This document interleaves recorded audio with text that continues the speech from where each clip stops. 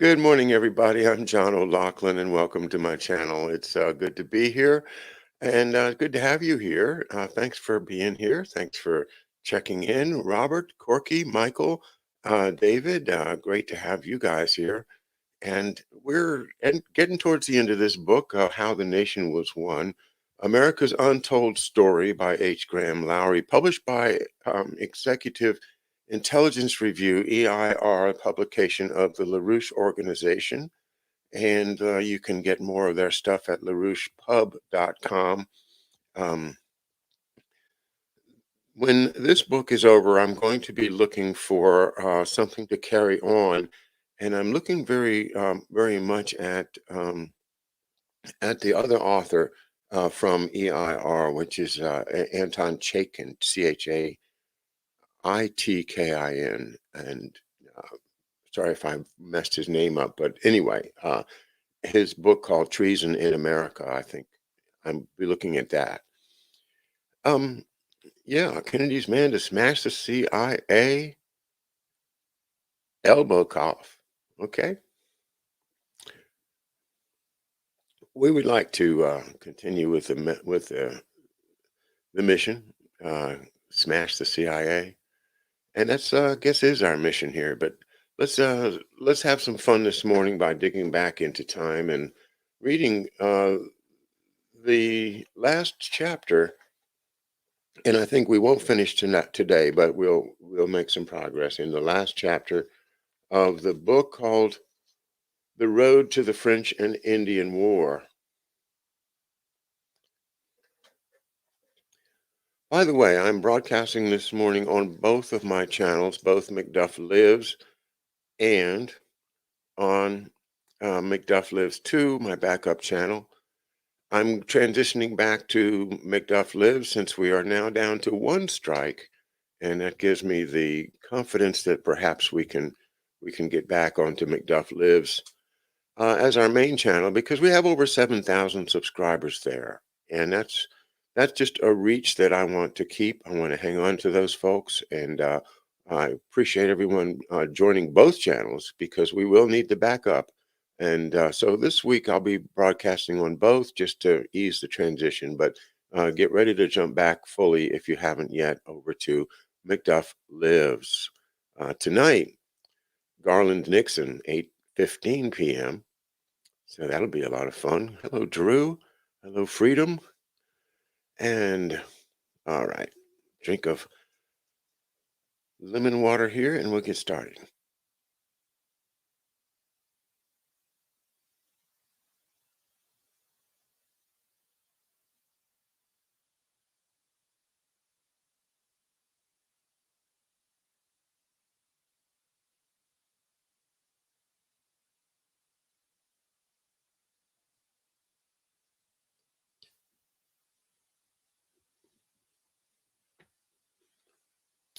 Just a quick plug, Seeds of Destruction by F. William Engdahl, The Hidden Agenda of Genetic Manipulation, written before what we know now.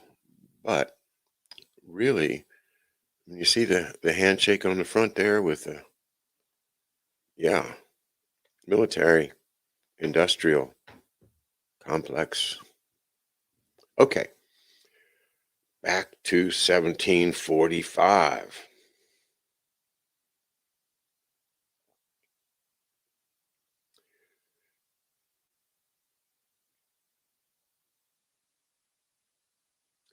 So the point of the last reading was that finally Lord Fairfax, the proprietor of the Northern Neck, has his property now defined fully by the council in London as the farthest reach of the Potomac, the branch with that it goes the farthest west, and in a straight line from there to the farthest west branch of the source of the Rapidan, which is a tributary of the Rappahannock, which frames between the Potomac and the Rappahannock the Northern Neck as we know it today.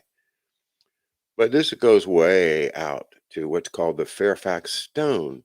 And if you look at a map of Maryland and you see at the very far left there's a right angle that points downward, uh, that hits the tip of West Virginia. Or there, it kind of it cuts into West Virginia. That point right there, that's the Fairfax Stone, and that is the original place where they marked the source of the Potomac River, all the way out there across or into the mountains.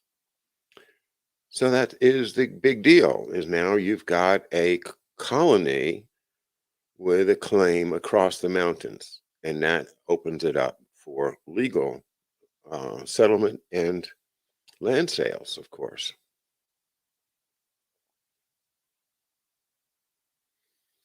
New England was already poised to strike a stunning blow against French encirclement of America's frontiers. In the fall of 1744, Governor Shirley of Massachusetts began quietly forming plans for an attack on Louisburg, returning Massachusetts prisoners exchanged for French troops captured in the earlier fighting in Acadia provided him with detailed information based on their confinement inside the supposedly invulnerable fortress on the Gulf of the St. Lawrence. If begun before reinforcements arrived from France the next spring, an overland attack from the rear might succeed. Louisburg had been designed to control the sea lanes, and the batteries outside the fort were positioned to defend the narrow access to its harbor. On performance, the French would never have expected the British to mount an all out naval assault, and even less imagined that their colonists might attack on their own. Popular sentiment for an expedition against Louisburg grew steadily in Massachusetts once its prisoners had returned. The legislature heard a number of proposals to petition the British government to undertake such a campaign with colonial support, but no action was taken. Governor Shirley wrote to the Duke of Newcastle, warning that Acadia and New England's fisheries were in danger and requesting that British warships be sent for their protection. Still, with no signal from London, Shirley initiated one of the most daring moves in American colonial history. On January the 9th, 1745, he convened the Massachusetts General Court, the name its legislature had been since the days of John Winthrop. He announced that he had a message of such importance that he would deliver it only if the members swore themselves to secrecy. They consented and then heard his astonishing proposal that Massachusetts immediately prepare an expedition against Louisbourg to reduce the greatest French fortress in the New World on the colony's own authority and without the involvement of Britain.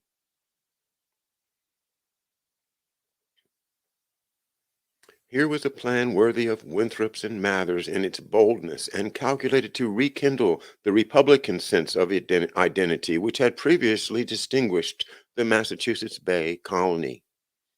Despite the oath taken by the legislators, the secret was soon out, even while they cautiously deliberated for several days. Though Shirley had developed a good working relationship with the general court, more than a streak of stubbornness remained concerning any proposal granting extraordinary authority to a royal governor. In addition, the colony was virtually without funds and had been for some time. In 1741, the British Parliament had rejected the colony's proposals, both for issuing silver coinage and for printing currency backed by a land bank. On the advice of a special joint committee to consider Shirley's plan, the General Court voted to oppose it. The setback was only temporary. Shirley was no stranger to Massachusetts, having moved to Boston in 1731 to practice law and manage the local affairs of friends in London. Through a stint of Advocate General of the British Admiralty Court for New England, he was also familiar with its merchant and shipping interests. They had their own reasons for removing the French fortress and naval port at Louisbourg. As governor, he had come to know even more about the political mood of its citizens. A general backlash had developed, especially in the older cities and towns established by the Puritans, against the corrupt excesses of the Walpole regime. Beginning in 1734, they had also witnessed the danger within, dramatized by a wave of religious irrationalism in the Connecticut River Valley of western Massachusetts, led by Jonathan Edwards. All right, stop for a second. Religious irrationalism.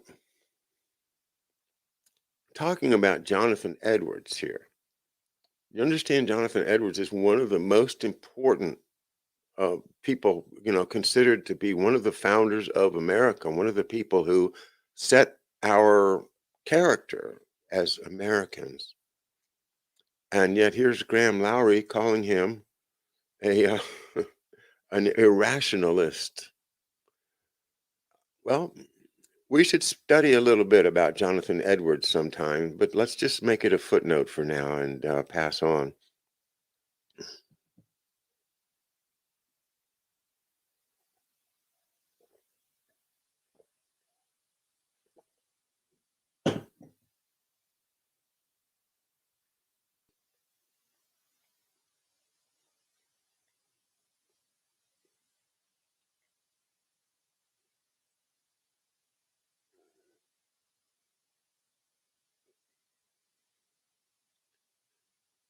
Now, continuing about Jonathan Edwards.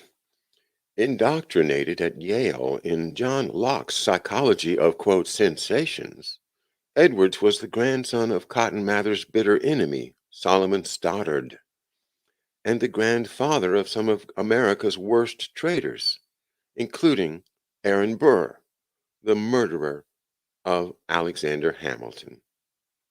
A horde of British-sponsored fundamentalist preachers followed in Edwards's wake, offering mindless subjection to a, quote, loving instead of an angry God. Either way, the intended victim was the morality of Cotton Mather's Essays to Do Good, which insisted that human responsibility, even in government, was the good of mankind. The young Sam Adams, a future leader of the Revolution, had struck the right chord for Massachusetts in 1740, delivering the Salutarian's address at Harvard's commencement. He had called for a revival of, quote, the Puritan Commonwealth of our fathers. Supporters of Governor Shirley's proposal soon circulated a petition signed by some of the leading merchants in the colony, demanding that the General Court reconsider its vote. The legislature had been controlled since the late 1690s by a rigged game of poor versus rich, supervised to make the interests of Massachusetts the loser. Such old habits were hard to break, but the legislature accepted the petition and resumed a lengthy debate. The intelligence gathered by Shirley included reports that the garrison at Louisberg was undermanned and that low morale and dissension among the troops had even led to mutinous incidents. But opponents of the plan called the information unreliable and stressed that in any case Massachusetts lacked the naval power to mount a blockade against reinforcements from France. They further argued that the colonial militia, untested in battle, were no match for French regulars in any case. Supporters, however, had the most telling argument of all. Were Massachusetts to wait for Britain to undertake the attack, the opportunity to seize Louisburg would be lost. By a single vote, the General Court approved the expedition. The long period of stagnation and containment was over.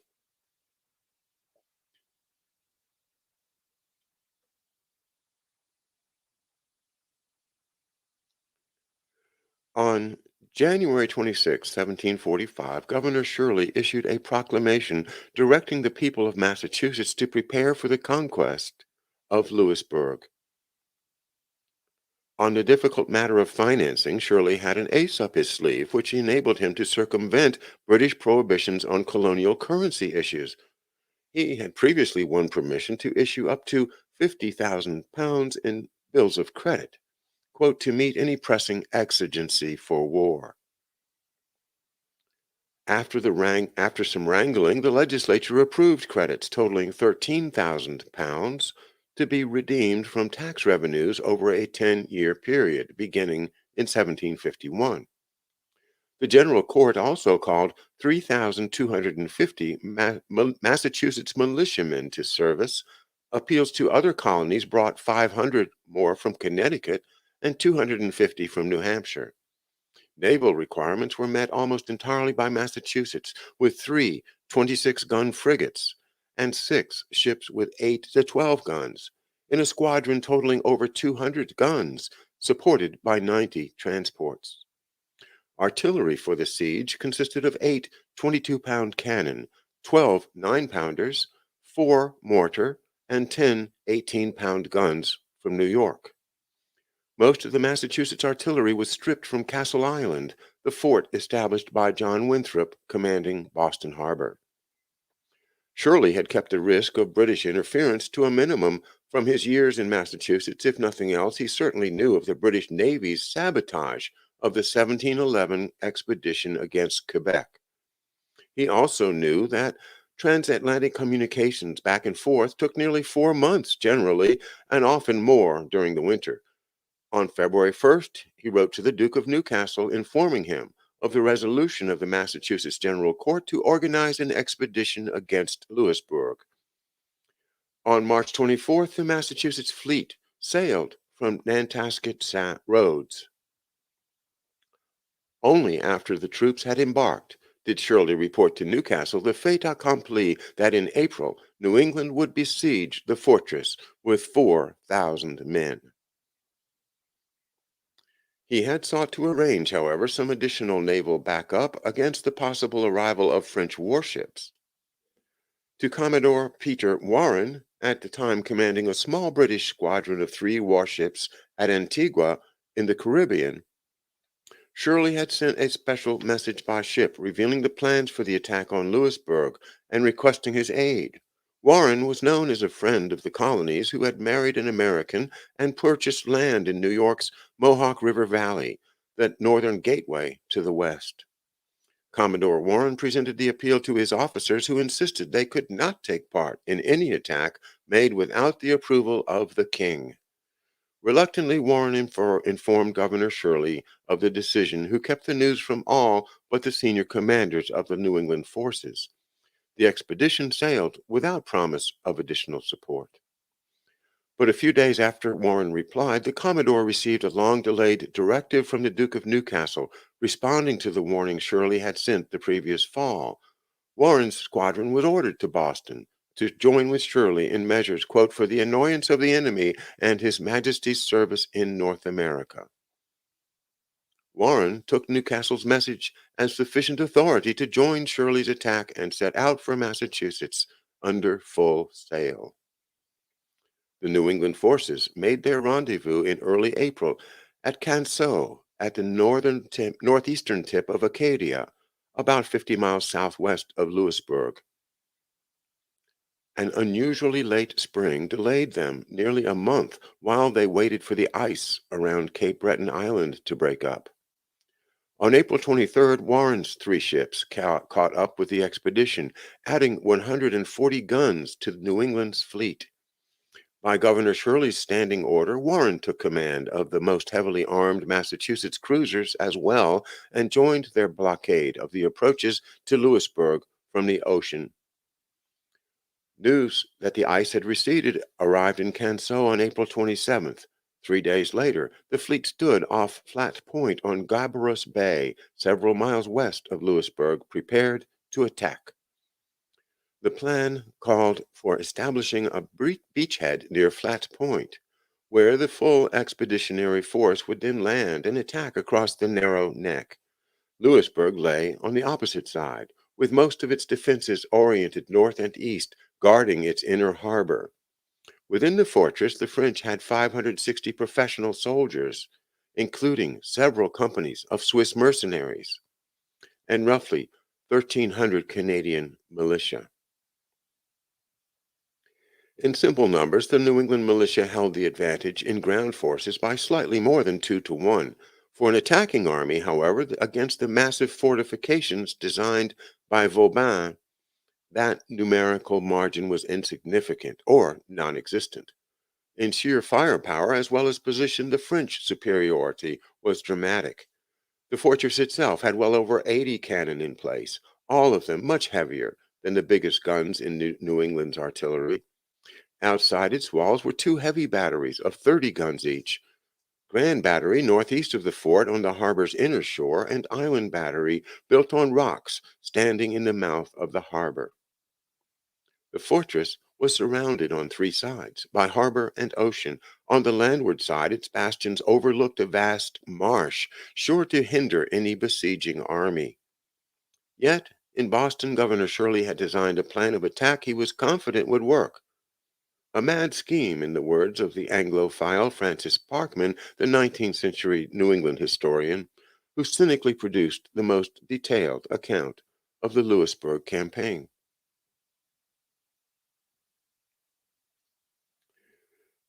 There were four key elements in Shirley's plan of attack, which was premised on throwing the defenders off balance by striking overland against the rear fortifications of Louisburg. The first and most crucial objective was to overrun the detachment defending the Grand Battery and then to turn its heavy guns against the French themselves. The main force of the army was to assault the narrow arm of the fortress at its innermost reach along the harbor's west shore, while the New England batteries dragged their cannon over difficult terrain to siege positions overlooking the western walls. Artillery fire was also to be trained on the Island Battery to level the enemy's primary defense of the harbor entrance. The final ingredient of the strategy was to use the combined naval squadron under Warren to prevent reinforcement of the garrison by sea.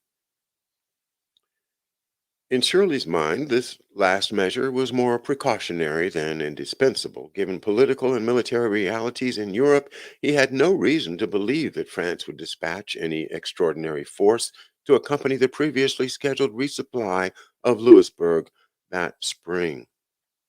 Warren's three warships were welcome backup, but Shirley had been waiting to proceed without them, counting on the New England squadron to fend off whatever might already be lumbering across the Atlantic from France. Once Louisburg was taken, word would reach London before Paris in any case. Both capitals might be stunned by the victory, but Shirley did not imagine any combination of military responses which might endanger an American held Louisburg. Nor did the French commander of the fortress imagine that any colonial attack might succeed. Through their Indians, the Jesuits had learned of New England's preparations and of the expedition's landing at Canseau. The reports were initially discounted at Louisburg, but there was little its officials could do about the threat anyway. For months, then, for, for more than a month before the attack, New England cruisers had roamed the waters near the harbor in view of the garrison. The occupants of the fortress could only wait and keep a sharp watch toward the sea. Pardon me.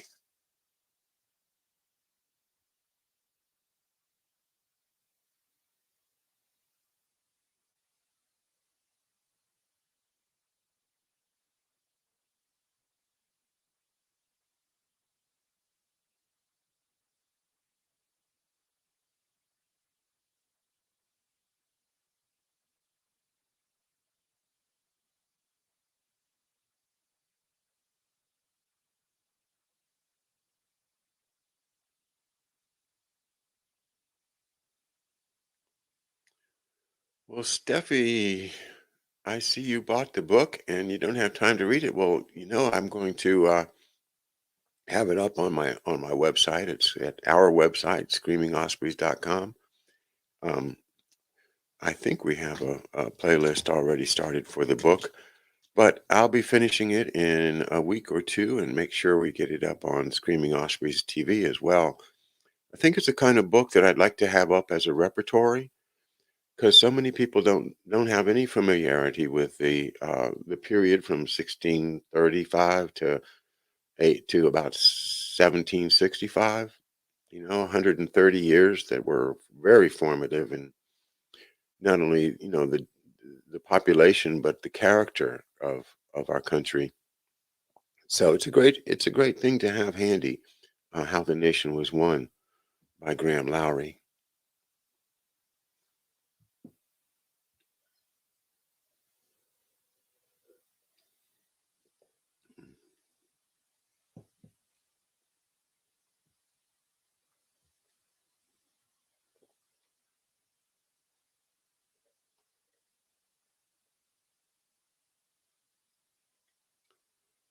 Definitely go if you want to keep up with George Webb, always check with neighborhoodnewsstudio.com. And you can get in touch with them and check, where George is. I'm afraid he's just kind of gotten driven off of YouTube, and like so many others. But it's a shame that we can't just turn on the YouTube and see George anytime we want to. Um, you know, I am very much supportive of Andy and Aaron at Neighborhood News Studio. Great guys that are doing everything they can to keep George's voice active and available. So they've chosen Twitch, and I say we should follow them to Twitch.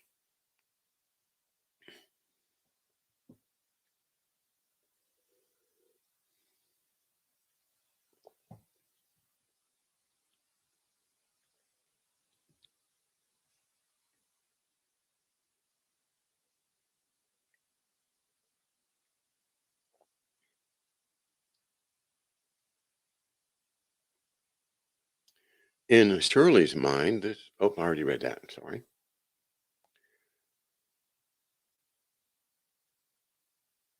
On April 30th, 1745, coordinated from the flagship, Shirley, the New England expedition landed at Freshwater Cove above Flat Point, well beyond the range of Louisberg's guns. A French detachment from the fort of 120 men raced to meet them, but were routed by the 100-man landing party, whose casualties totaled 2 men slightly wounded. 2,000 more were on the beach by evening, and the remaining half of the army landed without incident the following day. On March 2nd, Shirley's plan of attack was set into motion, further honed by weeks of drilling while the army had waited at Canso. A Massachusetts division of 400 men, selected to accomplish the first objective, began its mission with a brilliant gesture. Upon reaching the hills above Louisburg, the militiamen paused to salute the fort and the town within it with 3 cheers. Then, disappearing behind the hills, they marched quickly to a point behind the Grand Battery and proceeded to set fire to the magazines and supply warehouses on the northwestern shore of the inner harbor. The Grand Battery's detachment, numbering by French accounts 400 men, panicked in the face of these unexpected moves and received permission to withdraw to the fort. The next morning, when the heavy smoke from the burning storehouses had cleared, Massachusetts soldiers discovered that the battery had been abandoned. Its munitions had only been partly disposed of, and its 42-pound cannon were intact, save for the spikes in their match holes. 4 boatloads of French troops crossed the harbor from the fort to reclaim the battery, but were held off on the beach by a dozen or so Massachusetts men until their own reinforcements arrived. A unit of engineers under Major Seth Pomeroy, a gunsmith from Northampton, proceeded to unspike the guns and train them on the fortress. The lighter Massachusetts artillery, commanded by the expert engineer Richard Gridley, had been equipped with 42-pound shot expressly for this purpose. The next morning, as a French eyewitness reported, quote, the enemy saluted us with their own cannon and made a terrific fire, smashing everything within range. Louisburg still possessed plenty of firepower. A weeks long siege ensued, during which the Massachusetts gunners often had to maintain a furious barrage simply to hold their initial positions against artillery and rifle fire from the 50-acre fortress. The island battery remained intact. Munitions and supplies were running low on both sides, but a protracted stalemate could only favor the French. From mainland Quebec, the Jesuits had managed to bring hundreds of Indians who harassed positions behind New England's lines, taking numbers of prisoners who were tortured and murdered. On May the 19th, French warship Vigilant had appeared off Great Cape Breton Island with 64 guns and 560 men, bringing munitions and supplies for Louisburg. Intercepted by the Shirley and chased into the midst of the blockading squadron, the French vessel soon surrendered. Commodore Warren reported prisoners' accounts to the effect that more French vessels were on the way, which later proved to be false. Such claims did not deter the New Englanders. Employing the munitions from the Vigilant for their own use, they stepped up the barrage against Louisburg. But a militia assault against the island battery was repulsed on the night of May 26th, and the first wave of 120 men who landed were taken prisoner. The French claimed many more were killed or drowned. Within the fortress, the garrison cheered, still unaware of the fate of the Vigilant. Heavy fire from New England's batteries, however, continued to pour into Louisburg. Its rear bastions were damaged. The walls of its main gate were crumbling, and the houses of the town were all but obliterated. The long siege had taken its toll. Under direction of Colonel Gridley, chief of the Massachusetts Artillery, a battery was established at Lighthouse Point at the eastern mouth of the harbor, directly in line with the island battery. The position was considered inaccessible, but was attained by hauling cannon up a steep cliff and dragging them more than a mile to the point overlooking the target. Gridley's artillery then bombarded the island battery with such precision that the French soldiers ran more than once into the sea for refuge. Many of their heavy guns were blown off their mountings and rendered useless. The same fate was descending upon the French batteries within the fortress. The surrender of Louisburg, supposedly invincible, was merely a matter of time. New England's capture of Louisburg sent shock waves across the capitals of Europe. The astonishing feat upset the prevailing rules of warfare, and especially the managed system of mutual mayhem known as preserving the balance of power. Particularly in Britain and France, new calculations began to be made on the possibility that America might assert its independence. Though British policy was to give New England as little credit as possible for the accomplishment, the facts of the matter soon became widely known. A French witness of the siege wrote, "It was an enterprise less of the English nation and its king than of the inhabitants of New England alone. This singular people have their own laws and administration, and their governor plays the sovereign.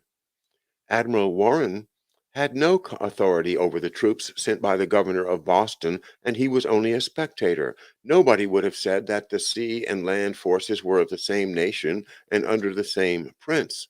No nation but the English is capable of such eccentricities, which nevertheless are part of the precious liberty of which they show themselves so jealous." Unquote. Isn't that a nice quote? The precious liberties.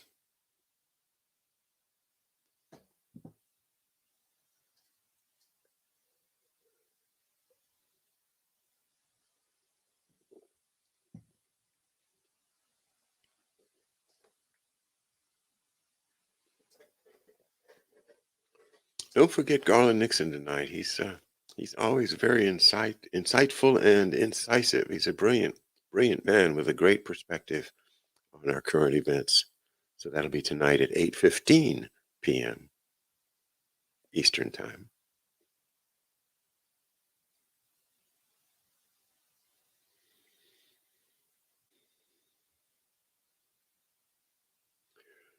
There was jubilation throughout the colonies over the victory at Louisburg. Word reached Boston on July 3rd, 1745. At 1 o'clock in the morning, bells pealed and cannon roared despite the hour. Before dawn, cheering throngs filled the streets.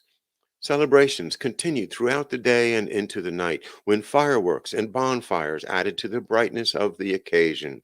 New York and Philadelphia greeted the news with similar displays, and everywhere people eagerly anticipated removing the French threat at last. New York, New Jersey, and Pennsylvania authorized funds to reduce the financial burden of Massachusetts and to maintain the colonial garrison at Louisburg. As far south as Virginia, plans for the conquest of Canada were rapidly being drawn up.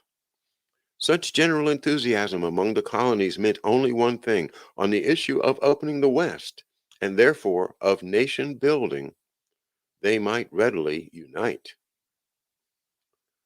That message was not lost in London. The American question was pulling apart the synthetic consensus of George II's war ministry. Both British and French oligarchical interests were already at work, redrawing future settlements to preserve their joint containment of America.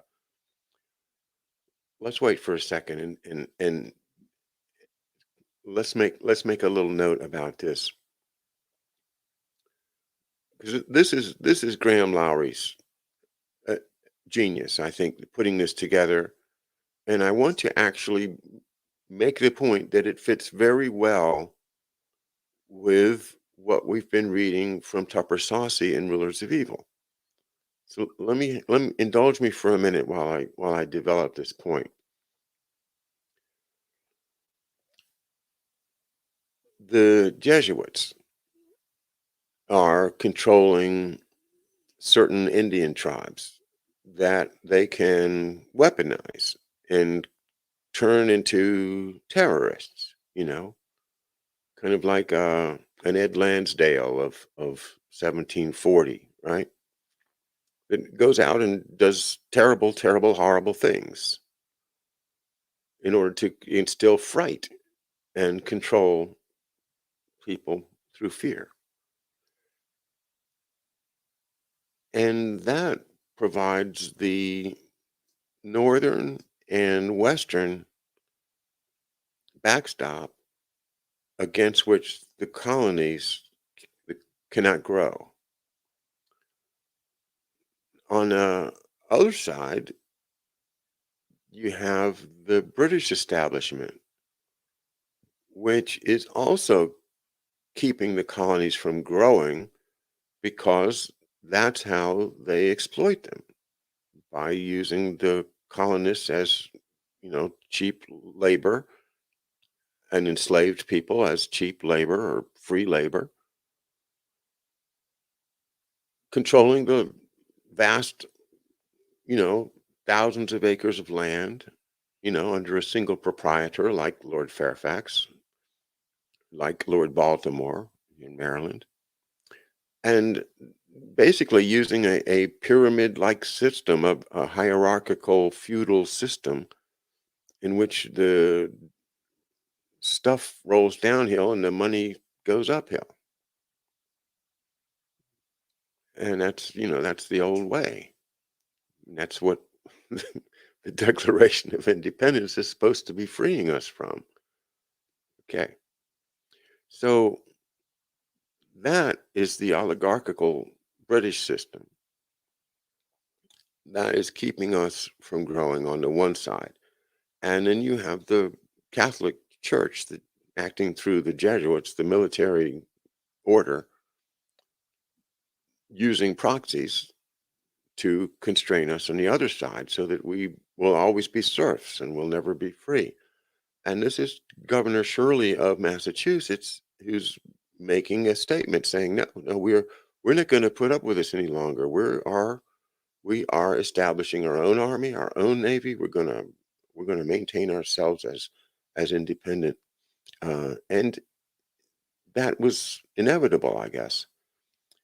But see, the importance of it is manipulation of us by the the two extremes, like the Masonic temple, the pillars on the one pillar on the left and the other pillar on the right, and they kind of keep us squeezed in between them, Jesuits and Freemasons, if you will, in the British royalty.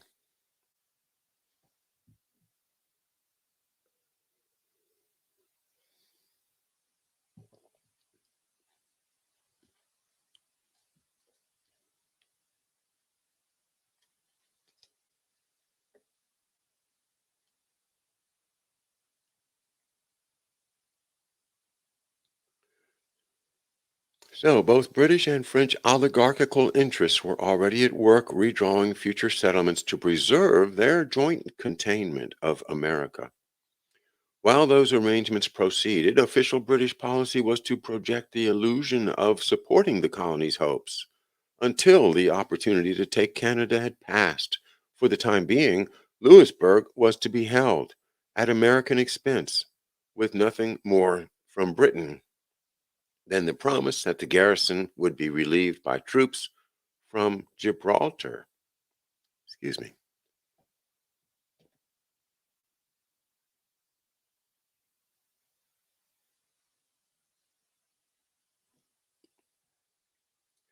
Governor Shirley and William Pepperell, the commander he had chosen for New England's troops, were named colonels of the British Army to command regiments to be raised in America. They were to supply any relief of Louisberg until British troops arrived. The powers in London had decided to let Shirley twist in the wind. On April 4th, 1745, even before the New England expedition had completed its rendezvous at Canseau, Shirley had written to Newcastle that if the mission succeeded, New England and the other colonies would eagerly undertake the conquest of Canada. Beyond having made his intentions clear from the outset, Shirley now represented an even greater danger. Both the military and political outcomes of the campaign were exactly as he had projected. In the summer of 1745, over 3,000 New England militiamen remained encamped at Louisburg. Their siege of the fortress had been so devastating that any talk of a garrison might have seemed ludicrous. Living quarters within the walls had been largely reduced to ruin. The drinking wells were dangerously contaminated, and the island was completely dependent on external supplies. Only a major military and civil reconstruction effort could make Louisburg into a fortress once more. 2 months passed with no sign of any intention from the government of King George II. Foul odors from London were soon detected in Boston, and rumors spread that Britain was plotting to return Louisburg to the French.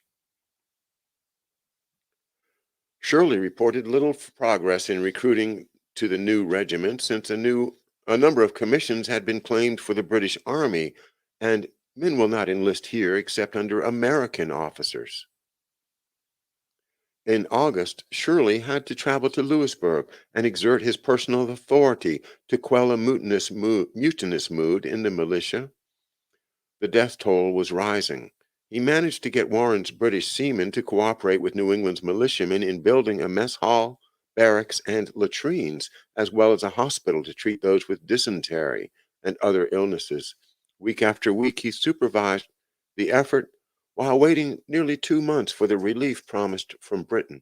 Still, none came, and in late October, he returned to Boston. Whatever future role in life Shirley might have imagined as a young Englishman seeking his way during the last years of Queen Anne, he had attained a position of historical responsibility. He was the royal governor of Massachusetts, yet he had become an official advocate of the policies which Hanoverian Britain feared most. He realized that even before he mobilized the expedition against Louisburg, and he knew even more after it succeeded, he did not retreat. From Boston, he informed the British ministry that it were easier to recruit 10,000 Americans for an attack at Canada than to find 1,000 willing to lie idle at Louisburg or anywhere else. Defeating the French in Canada was the most effectual means of securing the whole northern continent as far back as the French settlements on the lower Mississippi, which are about 2,000 miles distant. Unquote. He offered the modest estimate that without French containment, the population of the American colonies would rival that of France within a century or so. He was confident that should His Majesty command it, America would raise 20,000 men against Canada to ensure such a prospect.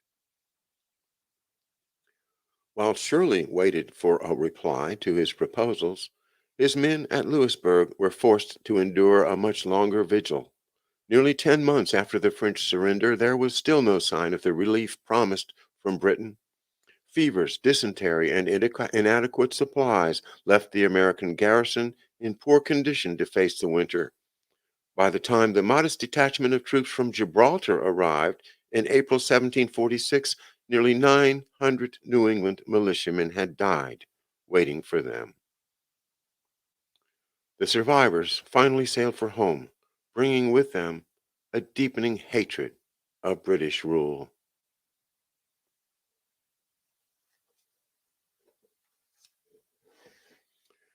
And at page 500, we will conclude this reading this morning. About 5 minutes to noon gives you time to get ready for whatever's up at noon. I suspect that George is going to be on soon, but I, like the rest of you, I haven't been able to see a, a certain calendar. But anyway, encourage you to get over to neighborhoodnewsstudio.com and follow uh, what's posted there, because that's the best way to keep up with George and Andy and Aaron. And Andy has a show in the evenings. I think he's back on YouTube now. Anyway, we do what we have to spread the news and share the hope. The strength of the pack, the hope, the belief, the idea that you know we're we're special. We're humans. We have human rights. Uh, we were endowed by our Creator with them, and we won't give them up because that's what makes us, who we are as Americans.